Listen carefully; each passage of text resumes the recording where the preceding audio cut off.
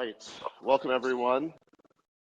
My guest today is Glenn Greenwald, the independent journalist, and who is really a brilliant writer and commentator on current events, the media, foreign policy.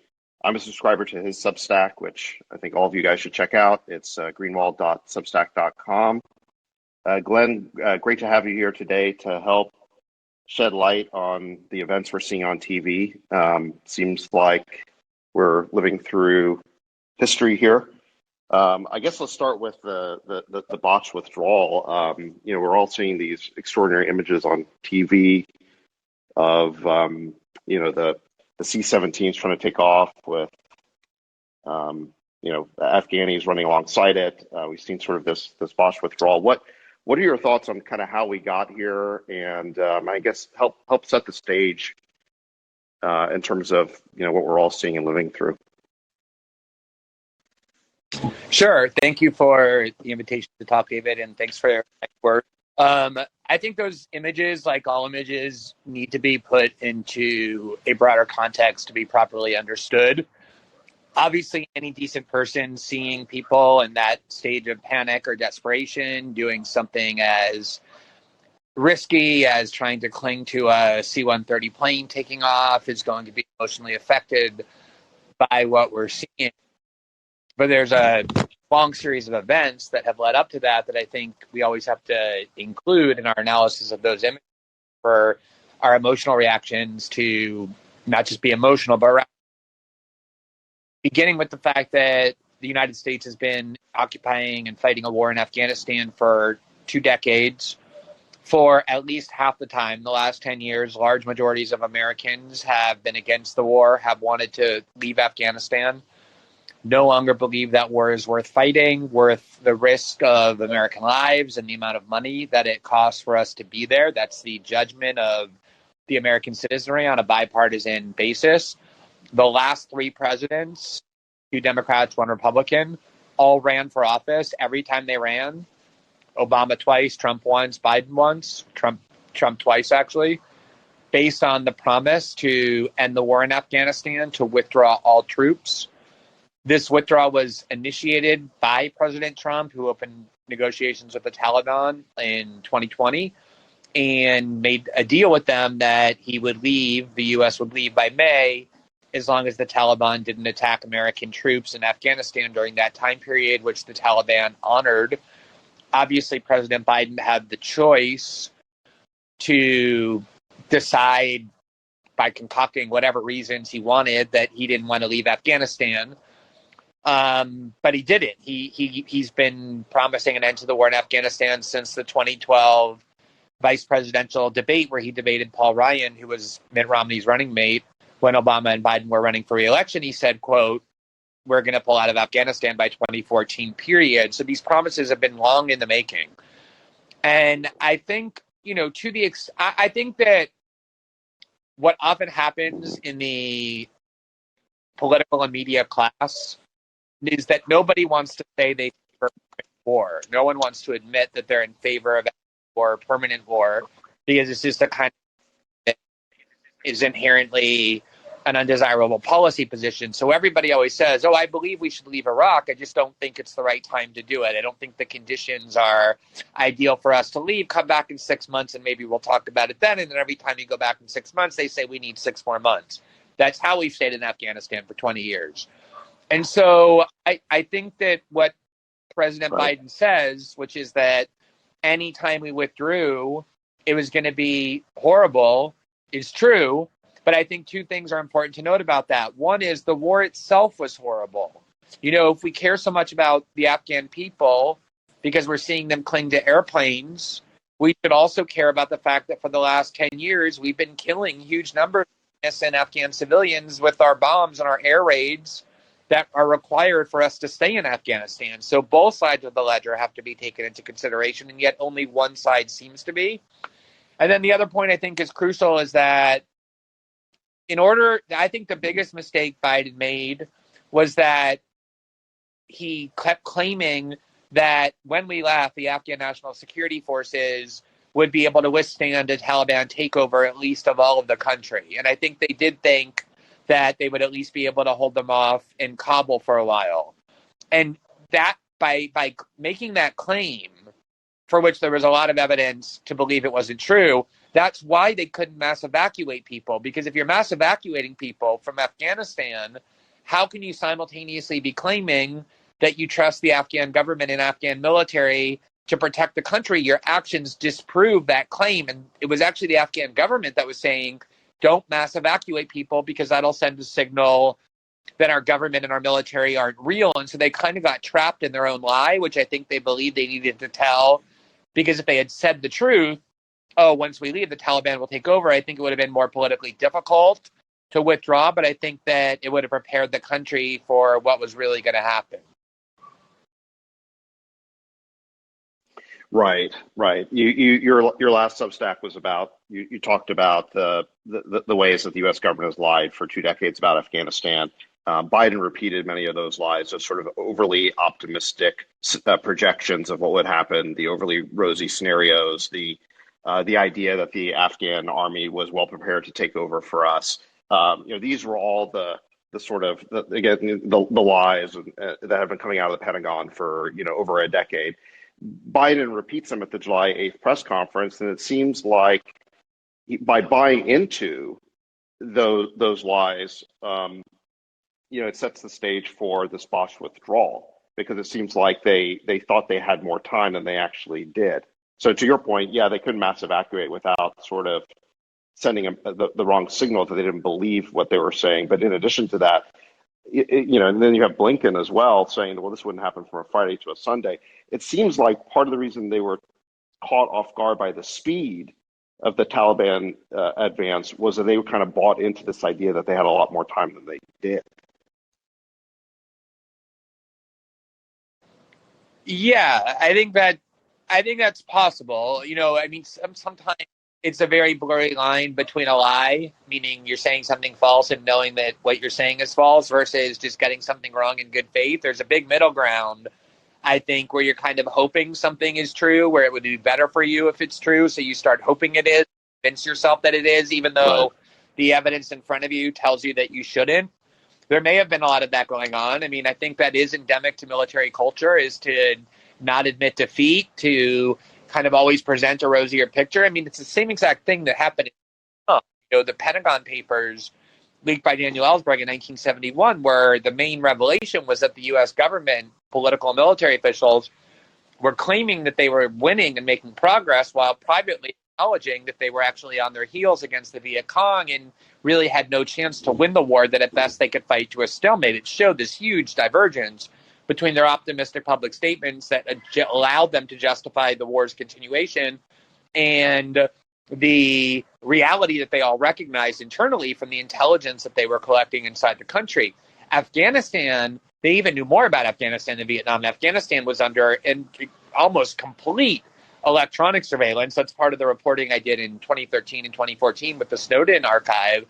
They knew everything that was going on in Afghanistan. We occupied that country for 20 years. I have a hard time believing they didn't know that there was at least a good chance that the Taliban were going to overrun the Afghan National Security Forces. And in 2019, the Washington Post published, obviously kind of with a nod to the Pentagon Papers, what they called the Afghanistan Papers, that using secret documents from inside the government and interviews with military commanders on the ground, they all knew that the Afghan National Security Forces were a joke. They were high half the time, if not more than half the time.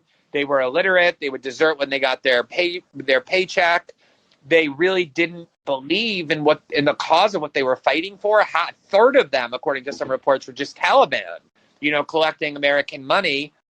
And it seemed pretty clear that even if they had the capacity, all the tanks, missiles, and shoulder-to-air, weapons that we had supplied them with American taxpayer money going to contractors, what did they have to fight for? Why were they going to risk their lives against the Taliban in pursuit of what cause? And especially once the Americans who are providing air cover to them say we're leaving, I think it's extremely predictable that this extremely unreliable force that even in the best of times demonstrated very little capacity to fight. They demonstrated bravery. A lot of them are killed, but very little capacity to fight. why, once the Americans left, did anyone really believe they were going to stand up to the Taliban, a much more determined and battle weary and disciplined army? There's a tremendous amount of wishful thinking around this. If anybody should have been immune to the wishful thinking, shouldn't it have been Biden? I mean, he was the one guy back in 2009 in the Obama administration who opposed the surge. You know, he seemed to tell Obama, "Don't believe what the generals are telling you. Don't let them jam you." He was the guy who, you know, for over 10 years has wanted to get us out.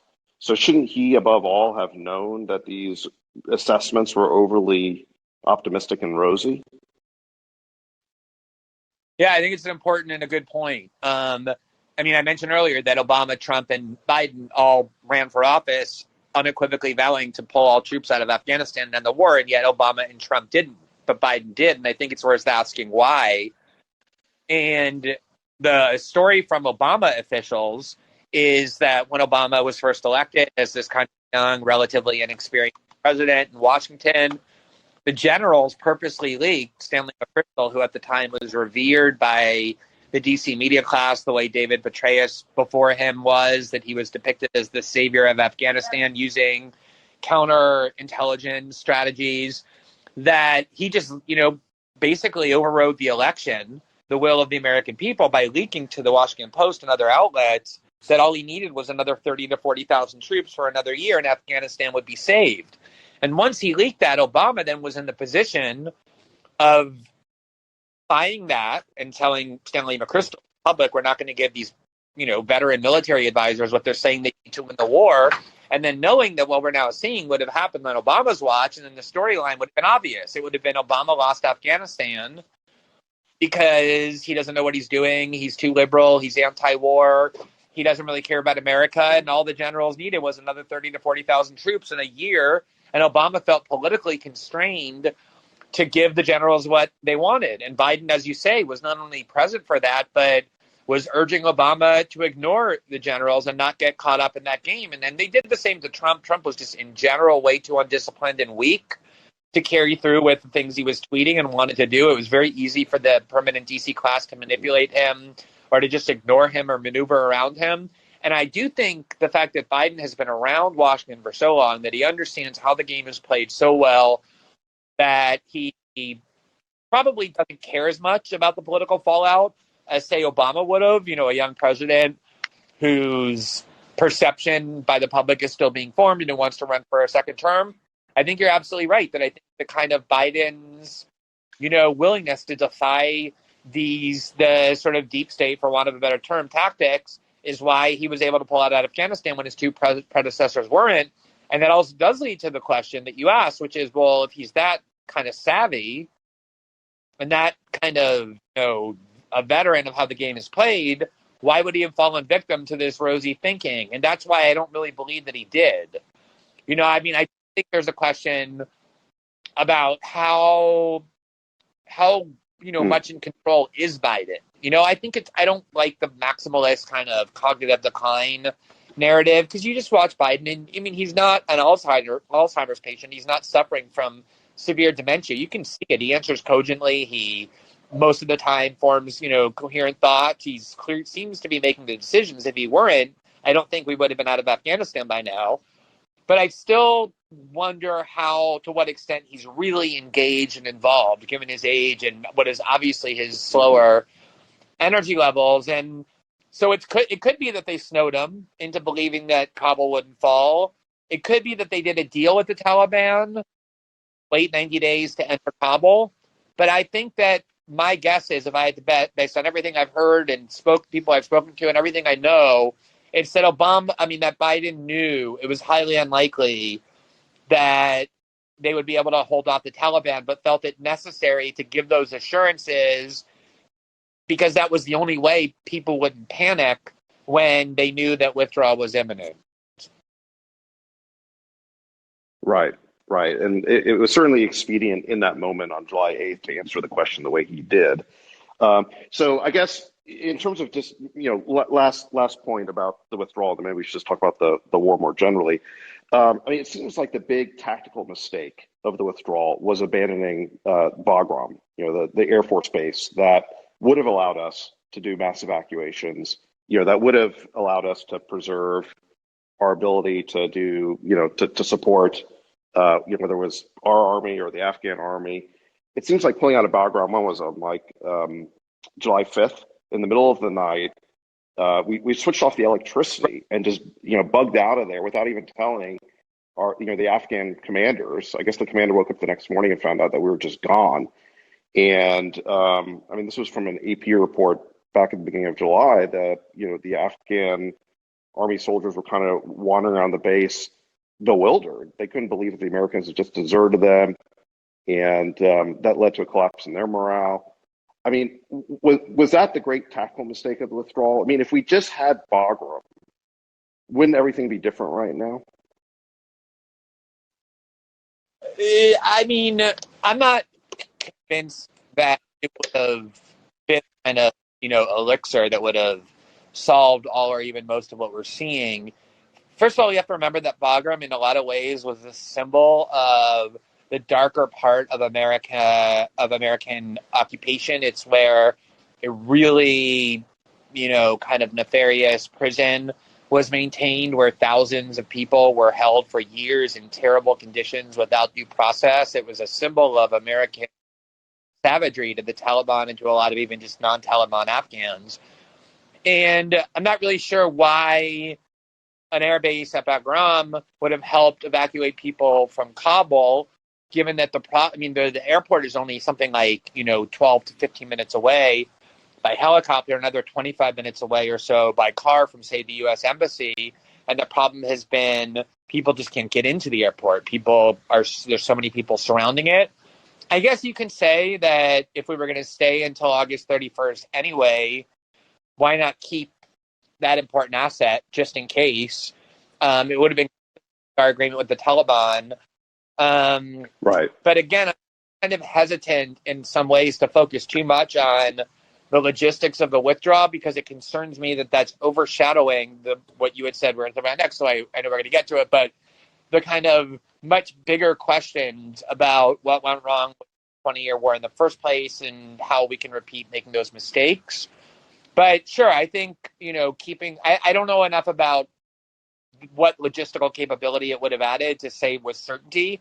I'm open to the possibility it was a mistake. I just am not convinced it would have been this kind of, cure-all. Well, you still would have had the problem of how you get, Right. the American civilians and the so-called SIVs. I guess there's 18,000 of these Afghan translators and helpers who had applied for the special visas, along with 50,000 of their spouses and dependents. There's been a lot of focus on the need to get them out so they're not subject to reprisals after we leave. So at least you still would have had the issue of how do you get all these people to Bagram, but at least at Bagram you would have had basically it's a city with fortified walls. You could have housed everybody there and then gotten them out. It would have been operationally, I think, a lot easier. It would certainly have given you more options to conduct a mass evacuation. But and like you said, why wouldn't you keep that key asset until the very end? Make it the last thing you do, getting out of there, not the first thing you do. But it seems to me that that's sort of the big tactical mistake of the withdrawal. And what it's allowing, the defenders of the war to do now is, because the withdrawal has become such a debacle, it's allowing the sort of proponents of the war to kind of pin the blame for everything on the decision to withdraw, on Biden. And I think where we agree is that, this war, the Afghan war, was a debacle before the withdrawal. It's been a debacle, a series of blunders for decades. And these final mistakes in the withdrawal are not some sort of aberration or reversal of great decision making. They're actually the final series of blunders in a gigantic in a gigantic fiasco, which is the overall Afghan war. I mean, do we sort of agree on that, or? Absolutely. I think that's the biggest tragedy of what happened. I mean, I wish so much I could be out there vehemently defending and even praising Biden, because I think finding the political courage in Washington to end any war, let alone a war that DC the DC class is so invested in politically, geostrategically, financially, is a big momentous event for those of us who have been arguing that America imperialism is harmful, that it's spread way thin, that the endless military engagements create far more harm than they create benefits, including the harm of terrorism. I think that, there's been at least a dozen or so terrorists or attempted terrorists in the United States who either killed people or tried to kill people who cited our occupation of Afghanistan and the killing of innocent people we do as at least part of their cause. So this should be a moment for people like me to be applauding Biden. I think the problem and the concern is exactly what you just said, which is that not only by botching the withdrawal, because I'm just not convinced there was a way to withdraw without mess, probably was a way to withdraw without as much mess. It would have always been messy. But the lies as well, to me, is what caused the shock. Right. And it's that shock that war advocates are now exploiting. I mean, no, as I said, everyone's horrified by those images. And so it gives these kind of pro-war advocates and think tanks and, the military-industrial complex an easy way to say, do you see, we've been right all along. If you withdraw from the world, this is what happens. Right. If Biden should have done a better job preparing us for what was going to happen next, which was an inevitable Taliban takeover. Correct. Exactly. And, I think it's the same thing. And that was going to happen. That was going to happen whether this withdrawal was botched or not, right? I mean, the Taliban taking back over was an inevitable outcome here, in your view. Is that right? Yeah, I don't see how you can look at what happened and conclude anything other than it was inevitable, and not just inevitable, but inevitably rapid. And the analogy I was making is, we know there are times when leaders lie to the public, thinking it was in the public good, and that might short-term benefits, but long-term it destroys the confidence and trust in not only leaders but in their pronouncements and their decisions. And I think we're seeing that, unfortunately, now kind of contaminating and poisoning what should have been a decision that people are applauding. And it was a popular decision just a few months ago. You tweeted some New York Times coverage within the last couple of days about how the decision was made. This is back in mid-April. The New York Times, by the way, it was really interesting, detailed coverage of all the different factions in the administration who were taking a point of view on it. And it, back in April, it was presenting it as a strength of Biden, that he was standing up to the Pentagon, to the generals, that he was very decisive and sure about what he wanted to do.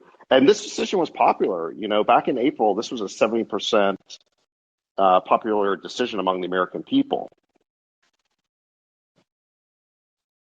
Exactly. And that's what was so right. It's the reason for that, because Trump spent 4 years saying we should leave.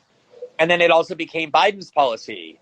So it was bipartisan in its support in a pretty significant way. And again, imagine the different alternative reality where either Biden managed the communication more candidly or did a better job of withdrawing on some level. You could imagine Trump, or at least people in the Trump camp, having to say he made the right decision and this was the thing that we actually started. There was a time when Trump was taking credit, as recently as like a month ago. He was at rally saying, when we leave Afghanistan, remember, it's because I did it and I made Biden do it. And now that it looks bad, of course, Trump is washing his hands of it. But you could have imagined kind of a bipartisan moment against this DC national security class that could have been a really resounding and important and enduring moment for American politics. Trump gave a rally yesterday, and he had some remarks on this. Obviously, he lambasted Biden for the decision, the way in which we got out, the order of the withdrawal, the fact that we withdrew the military before the civilians. So he absolutely, painted Biden on that. But he did not back off the decision to get out of withdrawal or out of Afghanistan. And he also, in one of those sort of Trumpian asides, sort of asking, how the hell did we get in there to begin with? He was not backing off the rightness. Right. Yeah.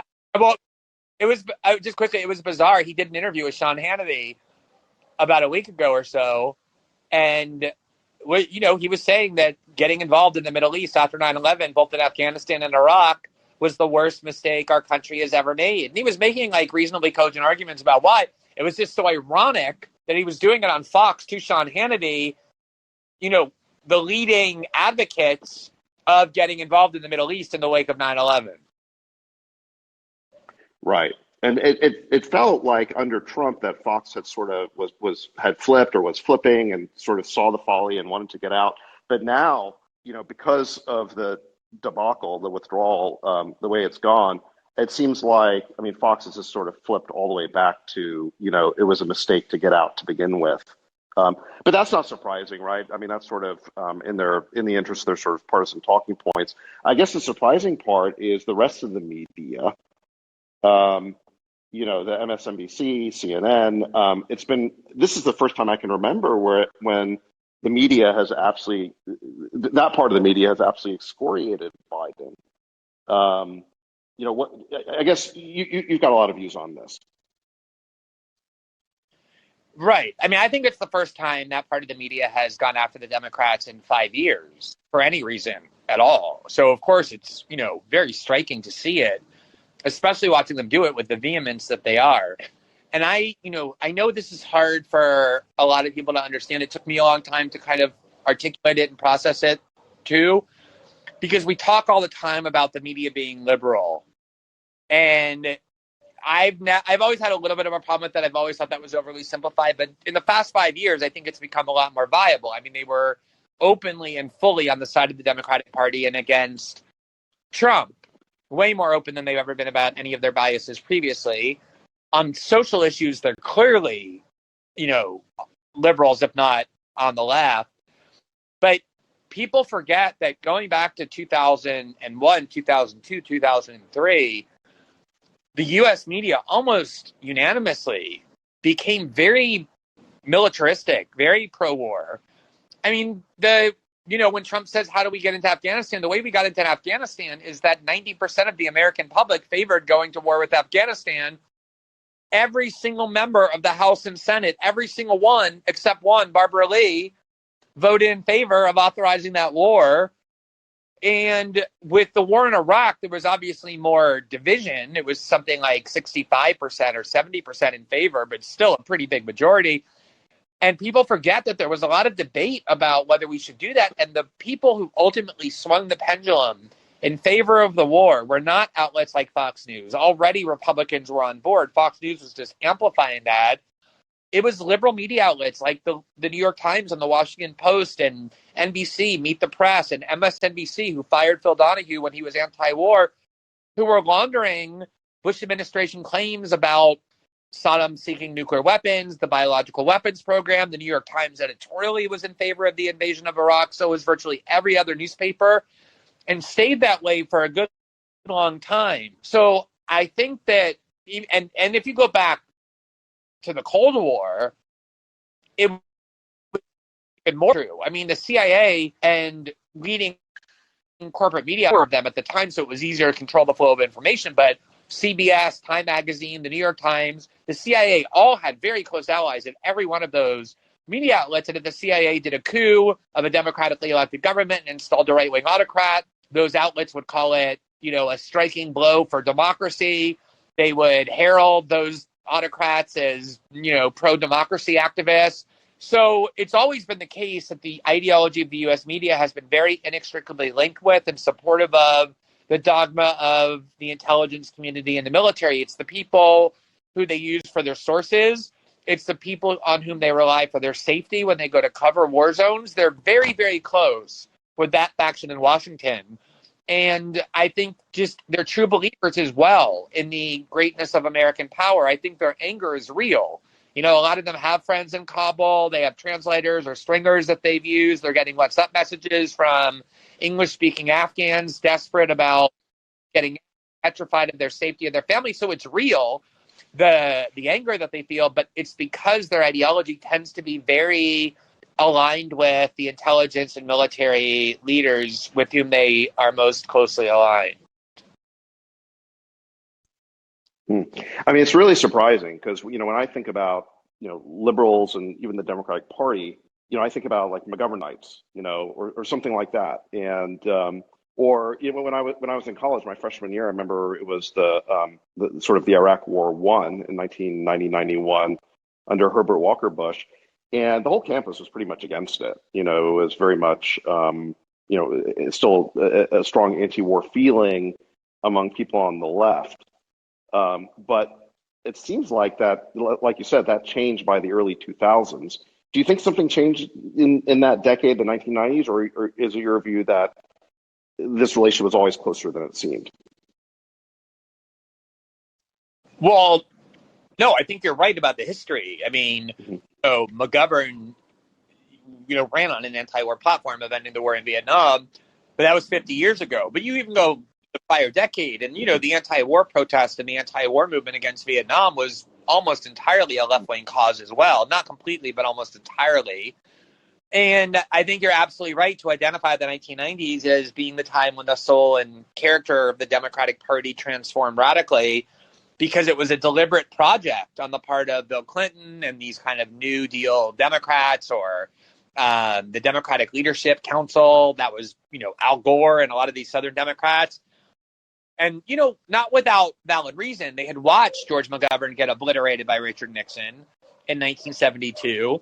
And then they watched Ronald Reagan, Jimmy Carter, and destroy Walter Mondale. And then George Bush 41, who was behind in the polls the entire time because he was so uncharismatic, nonetheless win easily against Michael Dukakis. So by the time 1992 came around and Bill Clinton was saying we need to remake the Democratic Party so we start winning again, Democrats were very receptive to that message. And ultimately what he meant was to make the party more centrist, make it more aligned with the centers of American power, to be funded by corporate America and Wall Street, and also to be more pro-war and lose this kind of anti-American, anti-war ethos that the Republicans had painted on their back, also to be more pro-law and order.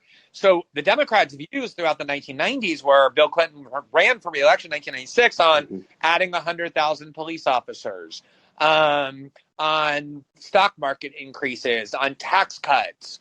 You saw the radical transformation, and then even the war in Yugoslavia and the Balkans, that was, the start of this kind of liberal interventionism under Bill Clinton and Madeleine Albright and all of those people that in the 2000s led to, Joe Biden and Hillary Clinton and John Kerry being the leading supporters of the war in Iraq. As the key Democrats in the Senate, half of the Democratic Party voted in favor of George Bush and Dick Cheney's war in Iraq and were supportive of the war on terror. So I think it was a very deliberate ideological transformation on the part of Democrats. And especially with Trump, I think, as always, Trump is the key to understanding the kind of accelerating changes that were already taking place. Trump's populism, his unpredictability, alienated the Republican Party from these power centers even more and drove Democrats in Silicon Valley, Democrats in the CIA, even more closely together than they had already been. And I think it has radically transformed Democrats. It's really interesting. In parallel, there was a transformation happening in the Republican Party in terms of the shift from Bush 1 to Bush 2, or Reagan, the Reagan era to the W. Bush era. I mean, I remember, when I was a kid, Reagan was denounced as a cowboy who would get us into World War III, but he had a pretty realistic view of the use of American power. I mean, sure, there were actions like Grenada, there was the debacle in Lebanon, which he pulled us out of after we took, after the Marine base was bombed. He didn't get us deeper into war; he got us out. Reagan managed to avoid, major wars for the most part. But more to my point, he represented a view in the Republican Party, a longtime view that Americans should only intervene internationally when we had a vital American interest at stake. It was sort of that realism school. And then under W. Bush, it totally morphed into this, idealistic view that we were going to run around the world, making it safe for democracy. We would try and plant, the Madisonian democracy in the soil of the Middle East. You had the nation building effort in Afghanistan and Iraq. So you had this transformation happen in the Republican Party as well. I guess, is that somehow linked to what was happening in the Democratic Party? Or was it sort of separate was a separate movement.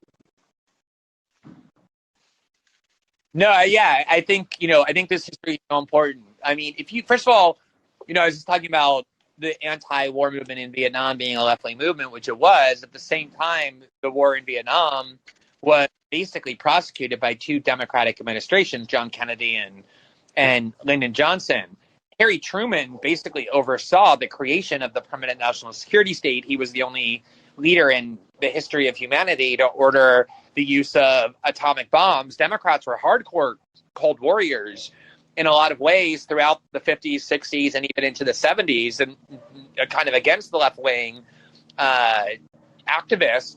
And then at the same time in the Republican Party, remember, Franklin Roosevelt had to scratch and claw, and a lot of people think, deceive and fabricate and lie his way into World War II because there was so much opposition, largely from the American right, to getting involved in World War II. That was when the American First banner was first raised, not only by people like Charles Lindbergh and other people on the American right who actually viewed Nazi Germany as a better American ally than communist, Soviet Union under Stalin, but also just this kind of isolation always existed on the American right that did continue, that first arose, in World War I and World War II. Woodrow Wilson's the one who went to World War I against a lot of right-wing opposition. World War II, same thing.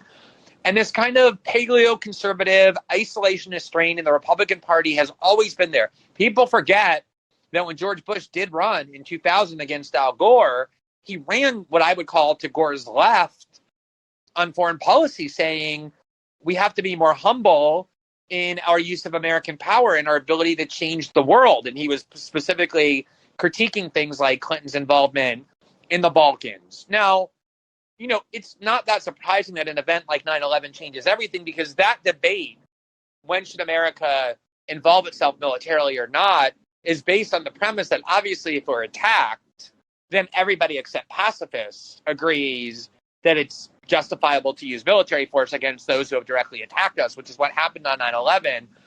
The problem is, I think that there was already this pre-existing ideology of neocons. You can go back to 1999, so well before 9/11, and see Bill Kristol's articles in the Weekly Standard or other people's in the Wall Street Journal who were neocons urging regime change in Iraq or urging greater confrontation with China. And this kind of neocon ideology that very much was not about use military force to defend ourselves, but use military force to project power, to install democracies in parts of the world that never had it, so they become our allies. It found a vehicle in the rage and terror and militaristic fervor that understandably Americans felt after 9/11. And so neocons saw that opportunity.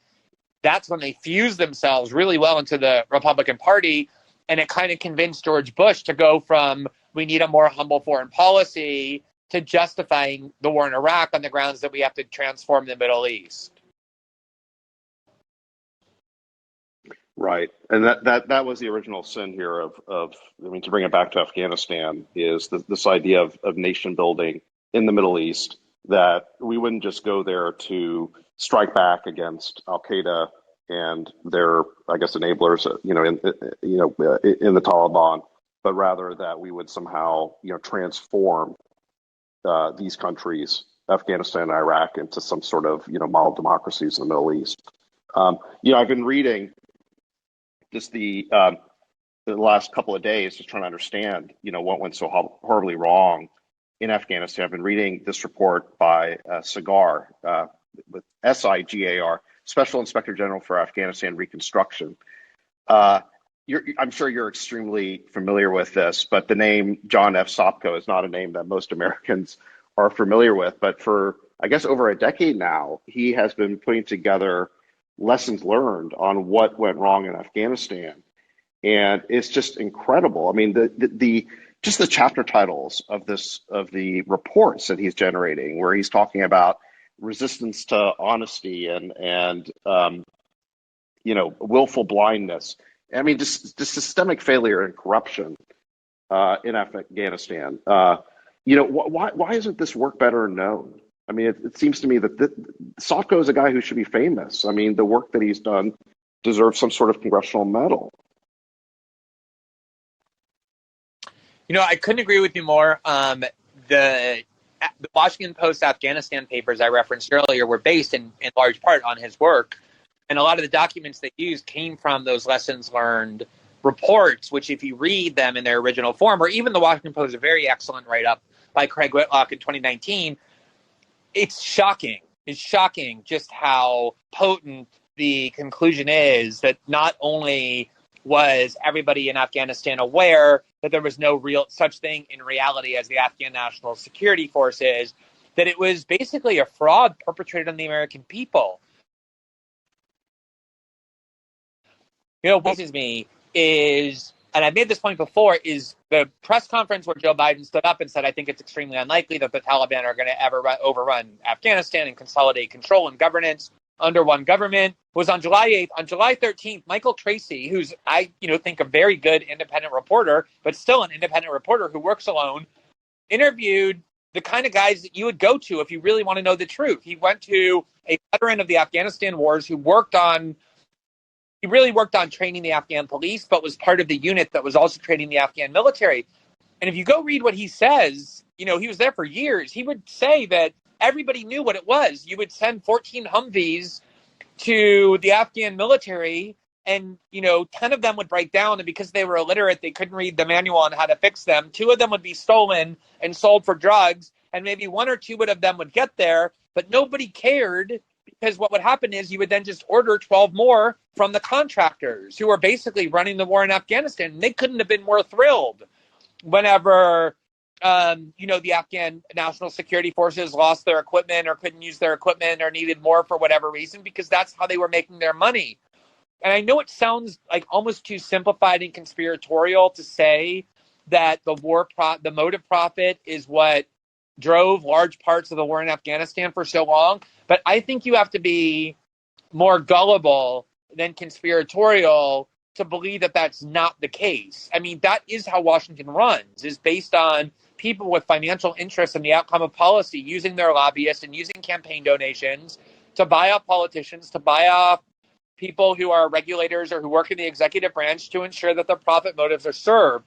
And all of the work that you just referenced, but even reporters who have interviewed people in Afghanistan, they all knew that the only thing that was really happening was the transfer of American taxpayer wealth from them to one of 2 people, one of 2 groups, American weapons manufacturers or to Afghan warlords who were living in Dubai, like royalty. And when you have that many people making that much money, and at the same time, this kind of media strategy to justify it without very many people caring, right? Americans aren't seeing huge numbers of American soldiers returning in caskets or body bags. There's kind of just an inertia that allows it to go on forever. And yet the evidence that was just right in front of us was so overwhelming. Like, why didn't the Washington Post Afghanistan papers get more attention? Why didn't the work of the Inspector General get more attention? It's because they kept the harm just low enough to make people not really care and willing to overlook the fact that we were in this war that nobody understood the purpose of.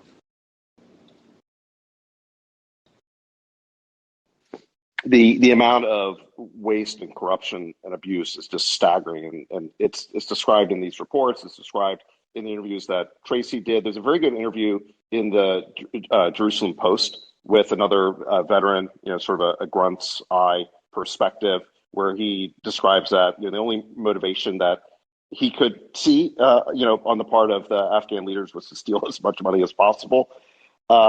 It's unbelievable, and it explains why there was, at the end of the day, no Afghan army. I mean, all the money basically had been stolen. Right, and that's what then leads to the question: is it isn't just that the Afghan National Security Forces didn't have the discipline to fight. It's you need a motive to go to war and risk your life. You need to feel like you're fighting for some cause. Everyone knows what the Taliban's cause is. They're fanatics. They're true believers, both in religion and their politics. But the Afghan government It isn't just Afghan national security forces. I mean, the warlords and we hear all this talk now about the abuse of Afghan girls at the hands of the Taliban. The warlords and the commanders that the Americans were working with have a cultural practice of keeping young boys ages 10 to 12 locked to a bed as sex slaves. It's a cultural practice that the Taliban actually outlawed and doled out the death penalty for warlords and commanders when doing it. And the American military was told to overlook that. They were, living these very lavish Western lifestyles. We saw the footage of the Taliban discovering the homes of some of the, Afghan commanders that looked like they were right out of a kind of 21st century version of Versailles. And so why would you go to war to fight for these kind of Afghan autocrats and royals whose kids are all off in, Qatar and England and, living rich Western lifestyles, and they're just there to pilfer and not do anything good for the country. And everyone knew that that was what the Afghan government was. Yeah, I've read some of those articles too, and again, it's the kind of thing where it's amazing when you read it that it hasn't been more widely reported, that people aren't aware of it. The fact that that there was this practice of pedophilia that was like widely practiced on the part of these Afghan warlords or strongmen, and the U.S. military effectively was, aiding and abetting it, or at least looking the other way, and continuing to work with these people. And as a result, this is part of the reason why the population never, one of the many reasons they never loved us is the people we were associated with were themselves very unpopular. And part of the reason why the Taliban has been received with popularity in many quarters is because they stopped this practice. And it's just one of these sort of cultural things that we just don't understand.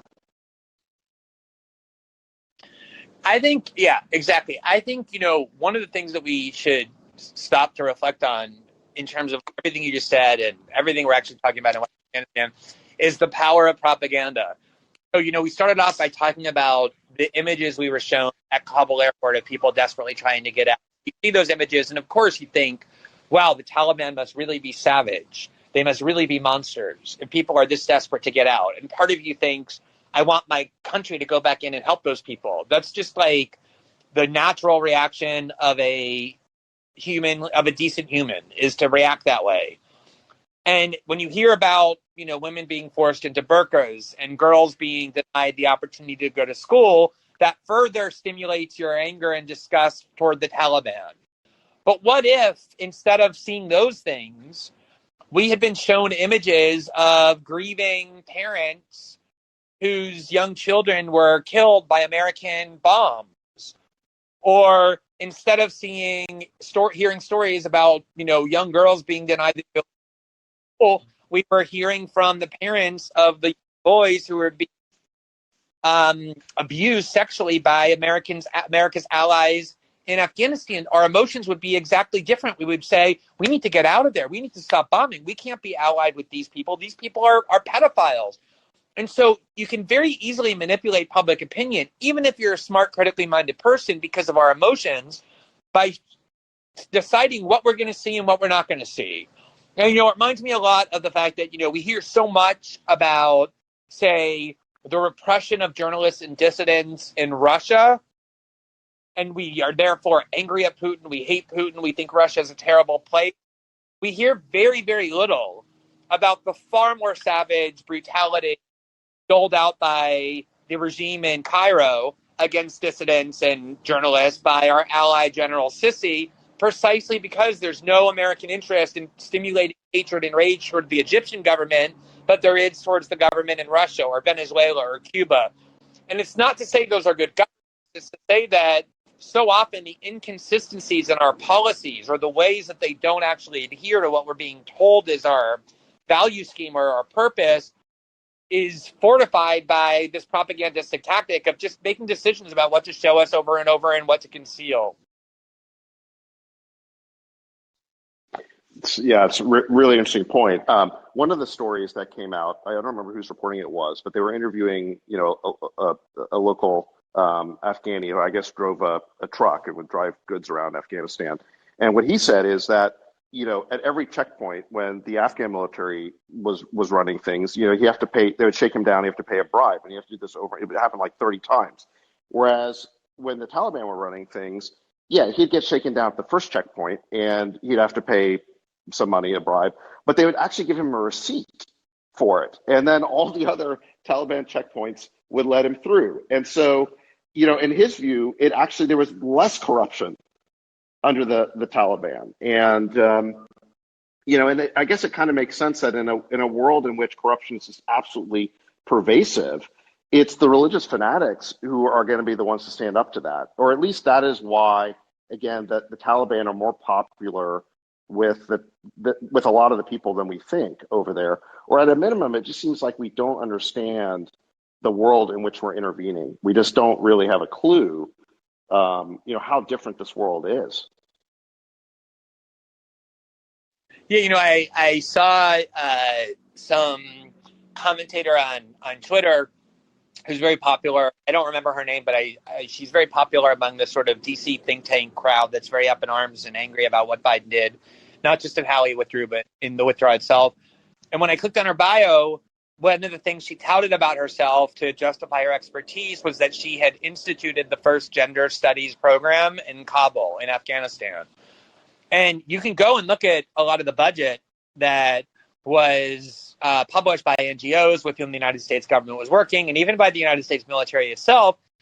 And there was an attempt to kind of transform Afghan culture, which is, thousands of years old and based in very deeply held religious convictions, to try and transform them by as Westerners think, because we believe it's more enlightened. And maybe it even is more enlightened. But it doesn't mean that we have the capacity to do that, and that instead all that's going to happen is we're going to end up alienating people by demanding that they live under cultural mores and norms that are very anathema to their core values and beliefs. So I think there's a lot of that going on, but I think that the point you made is the more important one, which is so often it's really simple things that determine how people view things and how their lives are affected. Here in Rio de Janeiro, for example, a huge portion of the population lives in favelas and slums that are all run by, armed drug gangs. But if you go into those favelas and you ask them how they feel about the police that enter their communities shooting and killing people, they'll hate the police. And if you ask them how they feel about the drug gangs, they'll say, well, the drug gangs keep us safe. Nobody's allowed to steal within our community. If they do, they'll have their arm cut off or they'll be killed. So we don't even have to lock our doors. When someone in our family needs surgery and we can't afford it, we go to the drug kingpins and they give us the money. And they don't love the drug kingpin. They understand that there's an autocracy to it and a cruelty to it. But in terms of the impact that has on their lives, they trust them much more than the police, who either come in recklessly shooting or who steal their things, knowing that they can do so with impunity. It's just a question of who is improving their lives as opposed to undermining it. And that's a lesson we just don't seem to be able to learn. Yeah. Okay, so we've been going for almost an hour, and I told you it would be 30 minutes, so we should start to wrap it up. But to bring it back to kind of the current political situation, is there a sense in which Biden, although he's totally botched the withdrawal, both by kind of setting the wrong expectations on July 8th, and then also, in my view, kind of doing things in the wrong order, pulling out of Bagram, that should have been the last step, not the first step. But in any event, given how badly they've handled the withdrawal, but let's just concede that. Is he now being scapegoated for the failure of the overall Afghan war, for 20 years of folly and failure and corruption and sort of missed goals?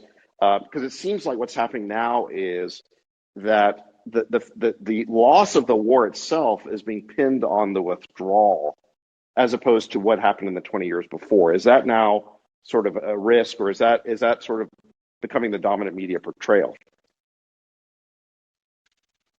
Without the slightest doubt. And, that's why I do recognize there are people who genuinely favored withdrawal from Afghanistan, but are not at how it was carried out. I totally acknowledge that there are people who sincerely hold both of those views. At the same time, there's no question in my mind that the dominant DC media and political class is purposely trying to focus everyone's attention on the botched withdrawal as a way of covering up for the fact that the 20 years of war that they justified and defended and implemented was itself a complete and total disaster, almost to make you believe that the only thing that really went wrong with this war is the fact that Biden ended it when he did and how he did. It's a very self-absolving tactic. It actually reminds me a lot of how, the reason why Trump won in 2016 and 2017 was because the ideology of the ruling class made so many people's lives untenable that they drove them into Trump's arms. And then when he won, instead of trying to grapple with why he won and why people were so angry, instead tried to distract everyone's attention onto Russiagate and collusion and conspiracy theories, because that is what the elite class does, is try and evade blame at all times. I do, though, David, think that the one question I do have, though, is obviously the media narrative is very bad for Biden. And if you turn on the TV, you hear, as we talked about earlier, even what seems like his, biggest boost in the media turning on him quite viciously. I really wonder, though, we saw in Russiagate that there's this huge gap between what the DC class talks about and what people care about. If you turn on the television, you would think that Americans were living in fear of Vladimir Putin, and I don't think very many Americans cared or felt like it affected their lives, what they're doing. I really question how many Americans are going to really be angry at Biden because of the chaos in Afghanistan. I think the reason why they wanted to leave Afghanistan was because they felt like resources of the American government should be spent on improving the lives of Toledo and, Boise instead of Kandahar and Kabul. And so I'm really not sure how many Americans are going to care. I don't think Americans like seeing their country humiliated and seeming weak. But I also wonder whether on some level there's going to be a kind of greater common sense among Americans that, well, yeah, it's a screwed up country. That's why we wanted to get out. Probably could have been done better. But on the whole, I'm glad we're finally done. Yeah, I think I think on that score, it really depends on what happens over the next few weeks. If the Americans who are sort of trapped there behind Taliban lines, they're saying 10,000 plus, if they actually are able to get them out, to evacuate them, I think you're right that the underlying popularity of the decision to get out of Afghanistan, which, again, 70% popular decision, I think that will kind of eventually reassert itself, or at least balance things out, right? I think Biden will take a hit to the perception of his competence. I think that there's probably some permanent damage there. But I think that if all the Americans can get out, I think ultimately, the decision to get out will remain popular among the American people. But if over the next few weeks Americans can't get out, if it degenerates, if Americans get killed or slaughtered, or if they become sort of hostages, then I think all bets are off. I mean, then you're compounding sort of fall of Saigon with Tehran 1979. And how many hostages were in the Iranian hostage crisis? I mean, by comparison, not that many. I mean, so was it like 50 to 100, something like that? Yeah. Yeah, there were a few hundred, but yeah, they were actually held, though, right? Like they were right. They were guns pointed. They were at them. held, but yeah. but they were held. But if we're in a situation in which there's still thousands of Americans trapped in Afghanistan weeks from now or months from now, then I think it's the kind of thing that, like the hostage crisis, destroyed Jimmy Carter's presidency. Not that it was going well, but that was definitely the final nail. If this keeps going on and on for weeks and months, then I think Biden has a huge political problem. Yeah, I agree with you. And I think they know that now too. And I think the problem though for them is it doesn't seem like the problem is that the Taliban are preventing Americans from leaving. Why would they want that, right? They know that they might force Biden to go back into Afghanistan, which seems like the last thing they would want. And they seem to be acting pretty rationally. I think the problem might be things like security situation just getting deteriorated to the point where Americans are being kidnapped, or they're just not able safely to get to the airport, or the airport gets overrun. And then the Biden administration is going to be faced with this quagmire, which is they have to do something, but doing more than what they're currently doing might be viewed by the Taliban as restarting the war in Afghanistan. So they put themselves in a really bad situation. I agree with you completely that if it goes really wrong from here, then it could really damage Biden politically. Do you think there's any danger of sort of an overreaction the other way, that now the administration feels like it has to prove its credibility? Let's assume that this crisis is over, in a month, that somehow it's successfully resolved from here. Is there a risk of American overreaction in some other part of the world in which we have to now thump our chest and prove that we still have, quote unquote, credibility? I have to say, that's kind of the one way that I'm glad somebody like Biden is president. Honestly, I did not expect words to be coming out of my mouth, but I think that, say younger, more politicians like an Obama or even a Trump, or if Hillary Clinton had, been elected and she would have the gender issue of having to show that she was willing to send Americans to war. I think there's a lot more danger with people who haven't been tested that way, haven't proven who they are, have a big question mark over their head. I think given that Biden has been around American politics at the highest levels for so long, and also, I have doubts about whether he's thinking about a second term, even if he ends up running. I think that he might be less vulnerable to that kind of pressure than other politicians in that same situation would be. I'm hoping that anyway.